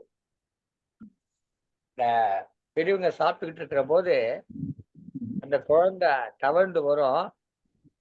தவழ்ந்து வந்தா அந்த குழந்தை வந்து அந்த வந்து என்ன பண்ணும், இவங்க சாப்பிடுற சாப்பாட்டுல கை வச்சிடும். கையை வச்சு அது ஏதாவது பண்ணும். அது எங்கெங்கயோ கையை தலையெல்லாம் ஊனிட்டு வர்றோம். அப்ப அது கையில வந்து அழுக்கெல்லாம் இருக்கும். இருந்தாலும் கூட அந்த தவழ்ந்து வர்ற குழந்தை வந்து தன் சாப்பிடுற சாப்பாட்டுல கை வச்சுட்டாக்கா அது ஏற்கனவே நாம சாப்பிட்டுக்கிட்டு இருந்த போது இருந்ததை விட சுவையா இருக்கும். அந்த அளவுக்கு சுவை வாய்ந்ததுன்னு சொல்லியிருக்காரு. ஆனா இந்த வள்ளுவர் கதையை சொல்ற போதுதான் என்ன பண்றாங்க எல்லாரும், வள்ளுவர் வாசிக்கு பிள்ளை இல்லைன்னு சொல்றாங்க. அது எப்படி பிள்ளையே இல்லாத ஒருத்தர் இதை அனுபவிச்சு சொல்லியிருப்பான். பக்கத்துள்ளதை பார்த்தா சொல்லியிருப்பார். நிச்சயமாக அவருக்கு ஒரு குழந்தை இருந்திருக்கும், 2 குழந்தை இருந்திருக்கும். அந்த குழந்தைகளை அவர் முச்சி முகந்து வளர்த்திருப்பாரு. அந்த குழந்தை இவருடைய அந்த காலத்தை சாப்பிடக்கூடிய உணவாகிய கஞ்சிலையோ கூழியோ கையை வச்சிருக்கோம். அதுதான் சொல்லியிருக்கேன். இதே மாதிரி செய்தி புறநானூற்று பாட்டுல கூட ஒரு பாட்டுல வரும். புறநானூற்று பாட்டுல கூட இந்த செய்தி, ஒரு மன்னன் வருகிற பொழுது அந்த குழந்தை சாப்பிட்டுட்டு கையில சாப்பாட்டு அந்த பருக்கெல்லாம் ஒட்டிக்க வந்து அதை தோட உடனே அந்த குழந்தைய தூக்கிறதா மன்னன் தூக்கிறதா ஒரு புறநானூற்று பாடல் கூட வரும். எனவே வள்ளுவருடைய இந்த பாடல்களை எல்லாம் பார்க்கிற போது, இந்த மக்கட்பேறு அதிகாரத்தை படிக்கிற போது அந்த மக்கட்பேறு இல்லாதவராய் இருந்திருக்க மாட்டார். அந்த மாதிரி பிற்காலத்துல கதைகள் சொல்லப்பட்டிருக்க தவிர மக்கட்பேரோட தான் இருந்திருப்பாரு. அதை அனுபவித்திருக்கிறார். மிகச் சிறப்பான பிள்ளைகளை பற்றியிருக்கிறார். பிள்ளைகளை பற்றி அவர்களும் வள்ளுவரை போல பிற்காலத்திலே மிகச்சிறந்த இலக்கிய புலமை உள்ளவர்களாக அல்ல நாடாளுகிற தன்மை உள்ளவர்களாக இருந்திருப்பார்கள் என்றுதான் நாம் நம்ப வேண்டியிருக்கிறோம். இன்னும் சில அறிஞர் பெருமக்கள் கூறுகிற போது வள்ளுவர் என்பவர் ஒரு நாட்டினுடைய அரசனாக இருந்திருக்கக்கூடும் என்று கூட சொல்லுகிறார்கள். ஒரு பகுதியினுடைய அரசானாக இருந்து அந்த பகுதியை ஆண்டிருக்கக்கூடும் என்று கூட சொல்லுகிறேன். வள்ளுவர் தன் வாழ்நாள் முழுவதும் தான் படைத்த இந்த நூலின் மூலமாக இந்த உலகத்தினுடைய வாழ்க்கை முறையை எப்படி வாழ வேண்டும் என்று எடுத்து காட்டியிருக்கிறார். இந்த வகையிலே இன்றைக்கு இந்த மக்கட்பேறு என்ற அதிகாரத்தை, நன்மக்கட்பேறு என்ற அதிகாரத்தை எடுத்துக்கொண்டு மிகச் சிறப்பான ஒரு விளக்க உரை வழங்கினார் திருமதி இரா ஜோதி அவர்கள். உங்களுடைய பணி போற்றத்தக்கது, பாடத்தக்கது. தொடர்ந்து நீங்கள் இணைந்திருக்க வேண்டும் என்று கேட்டுக்கொள். நன்றி, வணக்கம். நன்றிமா, நன்றிமா. அன்பிற்கு யாராலும் இட முடியாது அடைக்கும் தாள். அது அணைகளையே உடைத்து எரித்து வெளியேற்றும் நீர். அன்பு ஒன்று இருப்பதால் தான் உலகில் வாழ்கின்றன உயிர்கள். அந்த அன்பு இல்லாதவர் உடல் வெறும் எலும்பால் போர்த்தப்பட்ட வெற்று உருவம். அன்புடைமை அதிகாரத்தை பற்றி கூற அம்மா அவர்களை, கீர்த்தனா அம்மா அவர்களை அன்புடன் அழைக்கிறேன். திருமால் மூவடியில் அளந்த உலகினை 1.25 அடியில் அளந்த திருவள்ளுவரின் பெருமையையும் திருக்குறளின் சிறப்பினையும் வெளிப்படுத்தும் நோக்குடன் நடக்கும் இந்த கருத்தரங்கில் நானும் ஓர் பங்கேற்பாளர் என்பதில் பெருமகிழ்வு கொள்கிறேன். இக்கருத்தரங்கின் வாயிலாக நம்முடன் இணைந்து பயணிக்கும் சங்க தமிழ் இலக்கிய பூங்கா உள்ளிட்ட தமிழ் உறவுகள் அனைவருக்கும் அன்பார்ந்த வணக்கம். என்னுடைய தலைப்பு பார்த்தீங்கன்னா அன்புடைமை. திருக்குறளோட 8வது அதிகாரம். அன்புடைமைனா என்ன? ஏன் அன்பு அப்படிங்கிறது நமக்கு தேவை? ஏன்னா அன்பு கொண்ட ஒரு மனதில் தான் அமைதின்றது தோன்றுது தானாகவே. அந்த அன்பு, அமைதி, நிதானம் இது எல்லாம் தான் ஒருவரை நேர் வழியில நேர்மறையான சிந்தனையை கொடுத்து ஒரு நல்ல பண்பாளரா மாற்றக்கூடியது. அதனாலதான் அன்புடைமை அப்படிங்கிறதும் அன்பு அப்படிங்கிறதும் முக்கியமானது அப்படின்ற கருத்தை நான் கொண்டு வந்திருக்கேன். நான் மட்டும் இல்ல, நம்ம திருக்குறள்ல நம்ம பார்த்துட்டு இருக்கோம். சரி, அப்ப அந்த அன்பு எப்படி இருக்கணும் அப்படின்னா, ஒரு குழந்தை தன்னுடைய பொம்மை மேல, தான் வச்சு விளையாடக்கூடிய பொம்மை மேல செலுத்தக்கூடிய அன்பு எப்படி இருக்குமோ அப்படி இருக்கணுமா. அந்த குழந்தை காட்டக்கூடிய அன்பானது எப்படி இருக்கும் அப்படின்னு கேட்டா, மாசற்றது. அதுல எந்த விதமான கலப்படமும் இல்லாததா இருக்கணும். உண்மையானதா இருக்கணும். அந்த அன்பானது உண்மையானதா இருக்கணும். உரிமையுடையதா இருக்கணும். உரிமை இல்லாத இடத்துல நம்ம கொண்டு போய் நம்மளுடைய அன்பை காமிக்கணும் அப்படிங்கிறது அது அவ்வளவு சரியான காரியம் கிடையாது. கைமாறு கருதாதது. நான் உனக்கு இன்னைக்கு அன்பை காமிக்கிறேன், இதனால எனக்கு நாளைக்கு ஏதாவது நல்லது நடக்குமா அப்படின்னு எந்த ஒரு கைமாறும் கருதாதது, காரண காரியம் கருதாததா, உண்மையானதா இருக்கணும் அந்த அன்பு அப்படிங்கிற ஒரு முன்னுரையோட நாம திருக்குறளுக்குள்ள போலாம். அன்பிற்கும் உண்டோ அடைக்கும் தாழ், ஆர்வலர் புன்கணீர் பூசல் தரும். அன்புக்கு எங்கெங்க அடைக்கிறதுக்கான தாள் இருக்கு. அதாவது உண்மையான அன்பை யாராலையுமே பொத்தி வச்சு மறைக்க முடியாது. ஆர்வலர், என்னுடைய அன்புக்கினியவருடைய துன்பத்தை நான் பார்க்கும்போது என்னை அறியாமலே என் கண்கள்ல நீரானது சுரக்கும். அதுதான் அன்பு அப்படின்றாங்க. இதற்கு உதாரணமா அதியமான் ஔவை அவர்களுடைய நட்பையும், கோப்பெருஞ்சோழன் பிசிராந்தையார் அவங்களெல்லாம் காணாத நட்பு. கபிலர் பாரி உயிர் நீத்த பிறகும் கூட அவருடைய மகள்களை தன்னுடைய ஒரு பாதுகாப்புல வச்சு கொண்டு போனவர் கபிலர். இவங்க எல்லாருக்குமே ஏதாவது கைமாறு கருதி செஞ்சாங்கன்னா கிடையாது.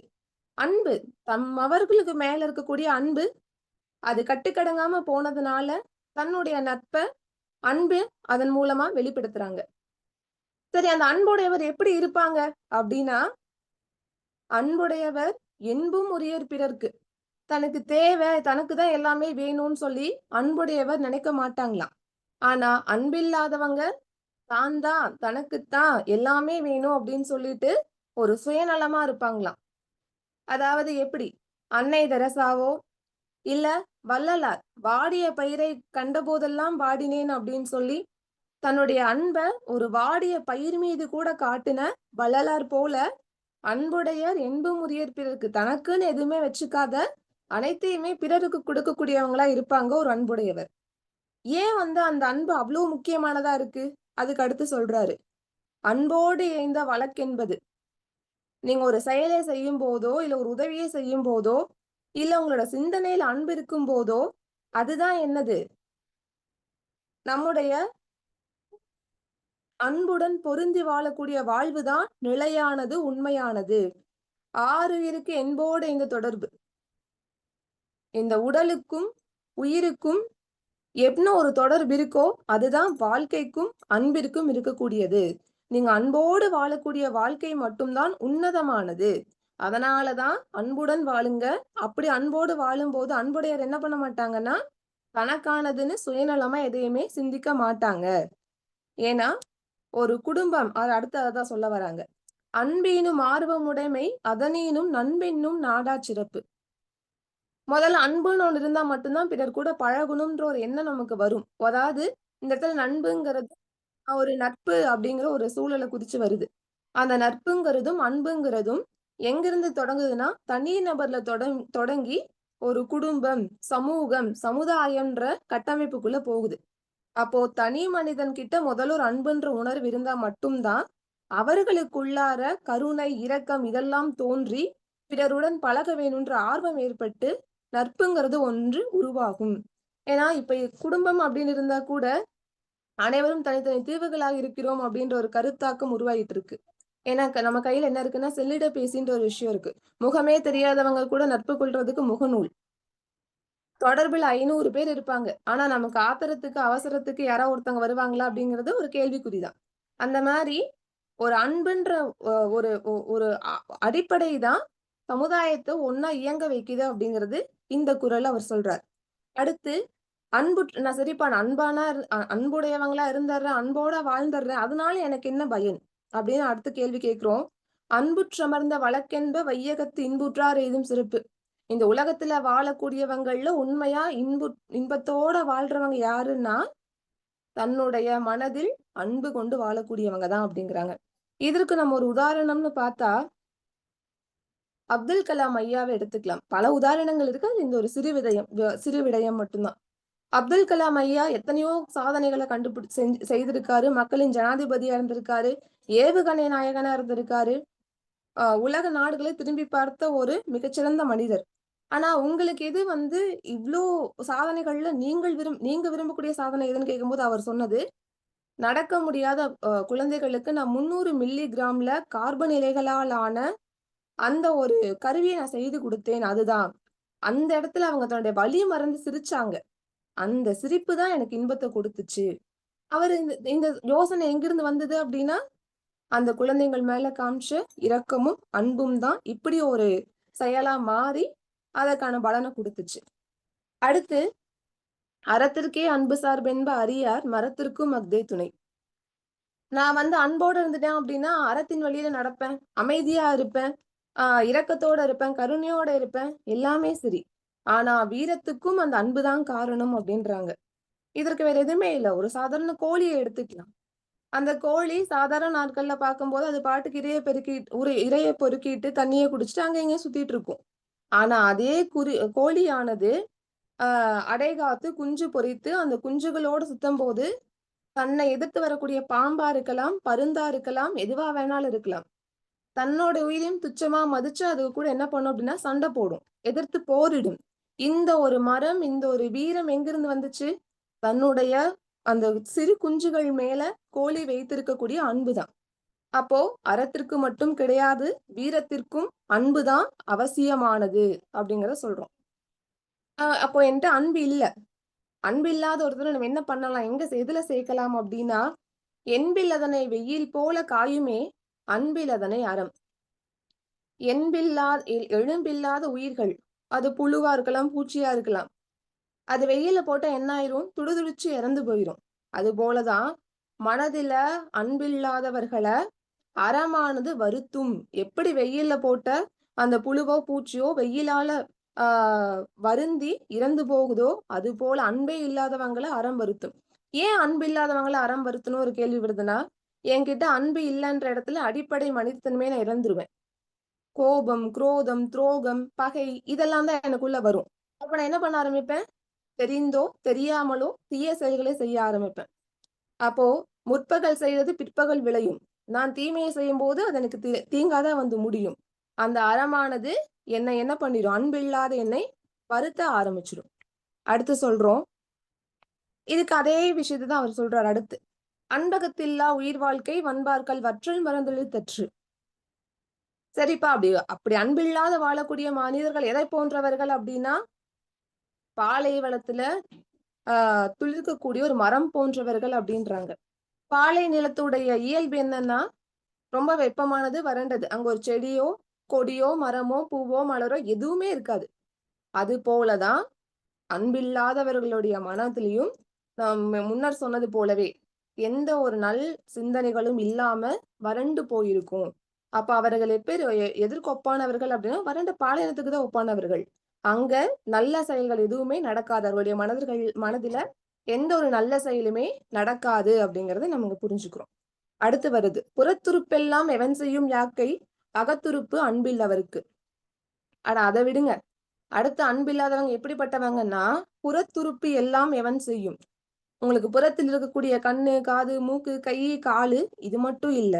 அவங்கக்கிட்ட இருக்கக்கூடிய செல்வம், அதிகாரம், ஆடம்பரம், அவங்களுக்குள்ள அதாவது நல்ல செல்வந்தர்களா இருக்காங்கன்னா அவர்களுக்கு கீழே பணிபுரியக்கூடிய பணியாட்கள் கூட இருப்பாங்க.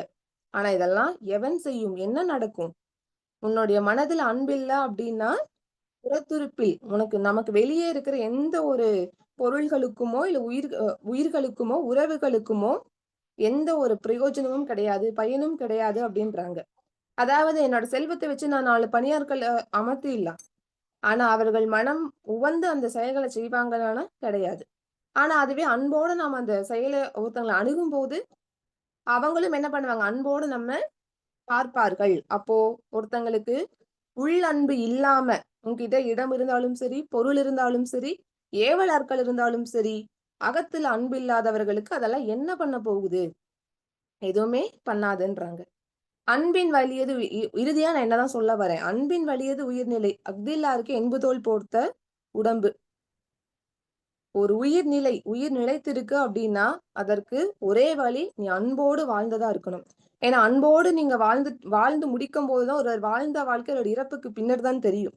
அஃதில்லா இருக்கு, அன்பே இல்லாம நானும் ஒரு மனிதன் அப்படின்னு போயிட்டுதான் நீ மனிதன் கிடையாது, சும்மா எலும்பு மேல தோலை போர்த்துன ஒரு உருவம் அவ்வளவுதான் அப்படிங்கிறத, அன்பு எவ்வளவு முக்கியமானது அப்படிங்கிறத இந்த இத்தனையும் சொல்லி, ஏன் அன்புனா என்ன, அன்புடைய முக்கியத்துவம் என்ன, அந்த அன்பை செலுத்துறதால என்ன பயன், ஒருவேளை என்கிட்ட அன்பு இல்லைன்னா நான் எப்படிப்பட்டவங்க? ஒரு மரம் போன்றவன், என்கிட்ட எதுவுமே இல்ல, ஒரு பாலை போன்றவன் எல்லாம் சொல்லிட்டு கடைசியில நீ ஒரு எண்புதோல் போர்த்த உடம்பு, நீ மனிதனே கிடையாது அப்படின்றத தன்னுடைய குரல்கள் மூலமா வள்ளுவர் சொல்லியிருக்காரு. என்னுடைய அறிவுக்கு எட்டிய வண்ணம் இதை சார்ந்த கருத்துரையை நானும் வழங்கியிருக்கேன். இப்படி ஒரு நல்லதொரு வாய்ப்பிற்கு நன்றி தெரிவிக்கிறேன். நன்றி, வணக்கம். அருமையான உரை ஒன்றை வழங்கினார்கள் செல்வி கீர்த்தனா அவர்கள். கல்லூரியில இந்த இளம் வயதிலேயே ஒரு துணை பேராசிரியராக பணி கிடைத்து பணியாற்றி கொண்டிருக்கிறார்கள். அத்தகைய சிறப்பு வாய்ந்தவர் தமிழ் துறையில துணை பேராசிரியக்கூடிய இளங்கவி கீர்த்தனா அவர்கள் அருமையான கருத்துக்களை அன்புடைமை என்ற அதிகாரத்தில் எடுத்துக்கொண்டு பேசினார். இந்த 10 குறட்பாக்களிலும் மிகவும் சிறப்பான கருத்துக்களை வள்ளுவர் கூறி இருக்கிறார். ஆனா எனக்கு இது ரொம்ப பிடிச்ச திருக்குறள் கேட்டீங்கன்னா,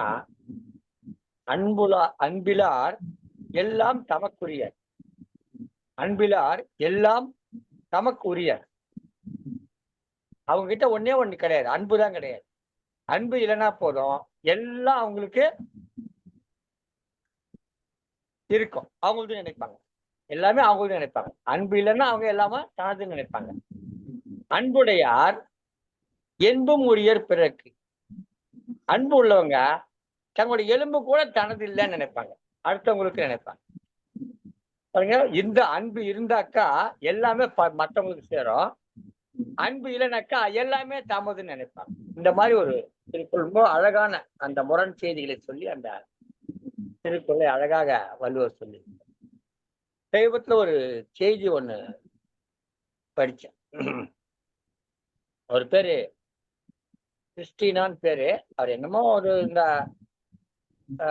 கிரிக்கெட் அந்த மாதிரி இதுல இருக்க போறது. எனக்கு அதை பத்தி அவரை பத்தி எனக்கு சரியா தெரியாது. அவர் அந்த ஒரு குறிப்பிட்ட செய்தி மட்டும் படிச்சேன். அவர் வந்து என்ன பண்றாரு, தன்னுடைய குடும்பத்தினர், தன்னுடைய மனைவி, பிள்ளைகள் எல்லாம் போயிட்டு வர்றதுக்கு தனியா ஒரு விமானம் வாங்கணும்னு நினைக்கிறார். ஏற்கனவே ஒரு விமானம் இருக்குது, இருந்தாலும் நம்ம குடும்பத்தோட போயிட்டு வர்றதுக்கு வசதியா ஒரு விமானம் வேணும் அப்படின்னு சொல்லிட்டு ஒரு விமானம் வாங்குறதுக்கு போனாக்க அதோட விலை வந்து 60,000 60 மில்லியன் டாலர். 60 மில்லியன் டாலர் எவ்வளவு படம், ரொம்ப பெரிய தொகை. 1 மில்லியன்னாலே 10 லட்சம். 60 மில்லியன்னா 60 × 10 லட்சம் கணக்கு போட்டுங்க, எத்தனை கோடின்னு பார்த்துட்டேன். அத்தனை கோடி டாலர் பணத்தை அந்த விமானத்துடைய விலை. அதை வாங்கிட்டா நம்ம குடும்பம் நல்லா வசதியா போகும் அப்படின்னு நினைக்கிறார். அப்ப திடீர்னு அவனுக்கு தோணுது, நாம வசதியா போறதுக்கு இந்த விமானத்தை வாங்குறோமே, எவ்வளவோ கிராமப்புறத்துல இருக்கிற பள்ளிக்கூட பிள்ளைகள் பள்ளிக்கூடத்துக்கு போக முடியாம கடினமான முறையில சாலை சரியில்லாத பள்ளமேடான சாலைகள்லாம் போயிட்டு வர்றாங்களா, அவங்க எவ்வளவு துன்பப்படுவாங்கன்னு யோசிக்கிறார். அதுக்கு மிக முக்கியமான காரணமா இருந்தது அவங்க அம்மா வந்து ஒரு சாதாரண குடும்பத்தை, ஏழ்மையான குடும்பத்தை சேர்ந்த பெண்ணு. அவங்க அந்த மாதிரி கரடுமுரடான பாதையை நடந்து போய் தானே நான் படிச்சேன்னா இப்போ வளர்ந்து இன்னைக்கு உன்னை ஆளாக்கி இருக்கிறேன்னு அவங்க சின்ன வயசுல சொன்னவருக்கு ஞாபகம் வருது. நம்ம அம்மா பட்ட மாதிரி கத்தா யாரும் படக்கூடாதுன்னு சொல்லிட்டு அவர் நூற்றுக்கணக்கான பள்ளி பேருந்துகளை வாங்கி பல பள்ளிகளுக்கு இலவசமா கொடுக்குறாரு. அப்படி தனக்கு தன் குடும்பத்துக்குன்னு ஒரு ஜெட்டு வாங்கணும், ஒரு பெரிய ஏரோப்ளேன் வாங்கணும்னு நினைச்சு போனவரு என்ன பண்றாரு, நிறைய பள்ளிக்கூட பிள்ளைகளுக்கு அவங்க போயிட்டு வர்றதுக்கு இலவசமா பள்ளி பேருந்துகளை வாங்கி கொடுக்குறாரு. அவர் என்ன சொல்றாரு, இந்த பேருந்துகளுக்கு முன்னாடி நான் வாங்க நினைச்ச ஜெட்டு பெருசு கிடையாதுங்க. இதான் முதல்ல அன்பு இல்லைன்னாக்கா அவர் தனக்குன்னு வாங்கியிருப்பார். அன்பு இருந்ததுனால, மக்கள் மீது அன்பு இருந்ததுனால அவர் என்ன பண்ணாரு, அந்த மாணவர்கள் போயிட்டு வர்றதுக்கு பேருந்து வாங்கி கொடுத்துட்டு தான் வந்து அந்த வசதியை குறைச்சிக்கிறார். இதைத்தான் அந்த வள்ளுவருடைய குரலுக்கு ஒரு அற்புதமான ஒரு செய்தியாக நான் அந்த கதையாக நான் அதை பார்த்தேன். ரொம்ப நெகிழ்ந்த ஒரு எனக்கு பிடிச்ச குரல் அந்த குரல். நீங்க எல்லா குரலுக்கும் விளக்கம் சொன்னீங்க, மிக சிறப்பா இருந்தோமா, அருமையான உரை. உங்களுடைய உரை படித்தപ്പോൾ எனக்கு என்னுடைய இது பற்றிய செய்திகள் நினைப்பதை நான் பதிவு செய்கிறேன். ஒரு நல்வாய்ப்பு கிடைச்சு மிக்க நன்றி. மிக்க நன்றி. இந்த உலக உயிர்கள் எல்லாம் வாழ வைக்கும் ஆற்றல் மலைக்கே உண்டு. அந்த மலை அமிர்தம் என்று மக்கள் உணர்ந்து அதை சேகரித்து வாழ வேண்டும். பிறருக்கு கொடுப்பதும் உடல் வருத்தி தவம் இருப்பதும் வானம் மழை பொழிந்தால் மட்டும் நிகழும். வான் சிறப்பு அதிகாரங்களிலிருந்து கருத்துக்களை கூற யோகாஸ்ரீ அவர்களை அன்புடன் அழைக்கிறேன். யோகாஸ்ரீ வாருங்கள். அனைவருக்கும் வணக்கம். சங்கத்தமிழ் இலக்கிய பூங்காவிற்கு எனது வணக்கத்தை தெரிவித்துக் கொள்கின்றேன். நான் வான் சிறப்பு அதிகாரத்துக்கு கருத்துரை வழங்க போறேன். 11வது குறள். வானின்று உலகம் வழங்கி வருதலால் தான் அமர்தல் என்றுணர பாற்று. என்னன்னா, மழை பெய்யறதுனாலதான் உலகம் உயிர் வாழுது. அதனாலதான் மழைய அமிர்தன்னு சொல்றாங்க. நம்ம மற்றும் உயிர் வாழ பயன்படுறதோடு இல்லாம விலங்குகளா இருக்கட்டும், பறவைகளா இருக்கட்டும், எந்த உயிரினங்களா இருந்தாலும் மழை பெய்யலன்னா யாராலையுமே உயிர் வாழ முடியாது. தேவர்களுக்கு செய்யற பூசைகள் கூட நம்மளால செய்ய முடியாது. இதுக்கெல்லாம் காரணமா இருக்கிற மழையினாலதான் அத அமிர்தன்னு சொல்றாங்க. அடுத்தது 12வது குறள் பார்ப்போம். துப்பார்க்கு துப்பாய துப்பாக்கி துப்பார்க்கு துப்பாய தூவும் மழை. உண்பவருக்கு உணவு சேமிச்சு கொடுக்கறதும் உயிர் வாழ்றதுக்கு தேவையான நீரை தருவதும் மழைதான். நம்ம சாப்பிடறதுக்கு என்னன்னா மழைதான் காய்கறி பழங்கள் விவசாயிக்கு உற்பத்தி செய்யுது. அததான் நம்ம உணவா எடுத்துக்கிட்டு சாப்பிடுறோம். இதுக்கெல்லாம் காரணமா இருக்கிறதும் மழைதான். அடுத்தது 13வது குறள் பார்ப்போம். விண்ணின்று பொய்ப்பின் விரிநீர் வியனுலகத்து உள் நின்று உடற்றும் பசி. மழை பெய்யுற நேரத்துல மழை பெய்யல அப்படின்னா இந்த உலகம் பஞ்சத்திற்கு ஆளாயிரும். என்னன்னா மழை செப்டம்பர், ஜூலை அதுல எல்லாம் மழை பெய்யும். அப்ப மழையே பெய்யல அப்படின்னா இந்த உலகத்துல பஞ்சம் ஏற்படும். அடுத்தது நம்ம 14வது குறள் பார்ப்போம். ஏரின் உழவர் புயல் என்னும் வாரி வழங்குகின்றால். மழை வரலன்னா விவசாயிகளால உணவை உற்பத்தி செய்ய முடியாது. இப்ப மழையே பெய்யல, இந்த பூமியில மழை பெய்யல அப்படின்னா விவசாயிகளால பழத்தையும் காய்கறியும் உற்பத்தி செய்யறது மிகவும் கடினம். அடுத்தது 15வது குறள் பார்ப்போம். எடுப்பதும் கெட்டாருக்கு சார்பாய் மற்றாங்கே எடுப்பதும் எல்லாம் மழை.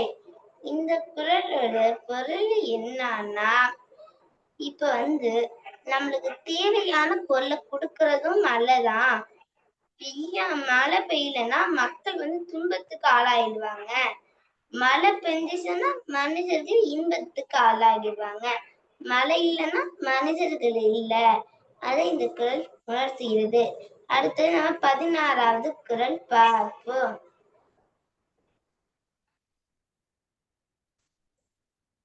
இந்த 15வது குறள்ல என்னன்னா, மழை பெய்யலன்னா உயிரினங்கள் மிகவும் துன்பத்துக்கு ஆளாயிரும். பறவைகளுக்கு தண்ணி கிடைக்காது. மனிதர்களுக்கு பஞ்சத்துல மனிதர்கள் ஆளாயிருவாங்க. விலங்குகள்ல பாதி விலங்குகள் அழிஞ்சிரும். மனித இனங்களும் அழிஞ்சிரும்.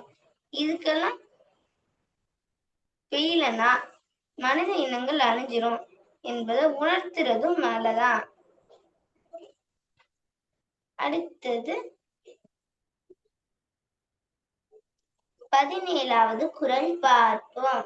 நெடுங்கடலும் தண்ணீர்மை குன்றும் தடிந்தெழிலி தான் நல்கா தாகி விதி. இந்த குறளோட பொருள் என்னன்னா, ஒரு பெரிய கடலு மழையால சூழ்ந்து இருக்கட்டும், ஆனா அதுல கூட மழை பெய்யறதுக்கு மழை நீர் அவசியம். அது இருக்கிறனாலதான் அது கூட பெய்யுது என்பதை இந்த குறள் உணர்த்துகிறது.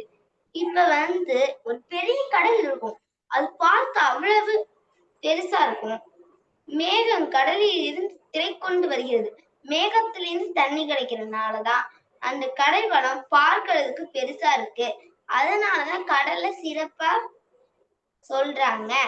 அடுத்தது தானம் தவம் இரண்டும் தங்கா வியனுலகம் வானம் வழங்காதெனின். தானம் செய்யறாங்களா இருக்கட்டும், தவம் செய்யறவங்களா இருக்கட்டும், யாரா இருந்தாலுமே தானம் செய்ய கூட அவங்களுக்கு உணவு இல்லைன்னா அவங்களால கூட தானம் செய்ய முடியாது. அவங்க சாப்பிடுற உணவு நல்ல சத்தா அவங்க சாப்பிட்டு ஆரோக்கியமா இருக்கிறனாலதான் அவங்க பிறருக்கு உதவி செய்ய முடியுது. தவம் செய்யறதுக்கு கூட தண்ணி இல்லாம தவம் செய்ய முடியாது என்பதை இந்த குறள் உணர்த்துது. அடுத்த குறள் பார்ப்போம். சிறப்போடு பூசனை செல்லாது வானம் வரக்கு மேல் வானோர்க்கு ஈண்டு. என்னன்னா, மழை பெய்யலன்னா நம்ம தேவர்களுக்கு செய்வோமே அந்த பூஜையை கூட நடத்த முடியாது. மழை இருக்கிறதுனாலதான் தேவர்களோட பூஜையை நம்மளால சிறப்பா நடத்த முடிகிறது. அதனாலதான் நம்மளால நிறைய பூஜைகள் மக்கள் செய்யறாங்க. அடுத்தது 20வது குறள் பார்ப்போம். நீரின்று அமையாது உலகெனும் யார் யாருக்கும் வானின்று அமையாது ஒழுக்கு. என்னன்னா, எப்படி நம்மளால நீர் இல்லாம தண்ணி இல்லாம வாழ முடியாது. உணவு, உடை, உயிரினம் அது எல்லாத்தோட கூட நீர் தான் முக்கியம். இப்படிப்பட்ட நீர் இல்லைன்னா நம்மளால உயிர் வாழ முடியாது. எந்த உயிரினங்களும் வாழ முடியாது. உயிரினங்கள் எல்லாம் அழிஞ்சி வரும் என்பதை நம்ம உணரணும். அதே மாதிரியே அந்த நீர் வர்றதுக்கு கூட காரணமா இருக்கிறது வானம். அந்த வானம் இல்லைன்னா மனிதர்கள் இல்ல என்பதை நாம் அனைவரும் புரிந்து கொண்டு வான் சிறப்பு என்ற அதிகாரத்தை கடைபிடிப்போம். நம்ம அதுக்கு என்னென்ன பண்ணலாம்னா, நம்மளால முடிஞ்ச அளவுக்கு மழை பெய்யும் போது மழை நீரை சேமித்து வைப்போம் என்று கூறி எனது உரையை முடித்துக் கொள்கின்றேன். சங்கத்தமிழ் இலக்கிய பூங்காவிற்கு எனது நன்றியை தெரிவித்துக் கொள்கின்றேன்.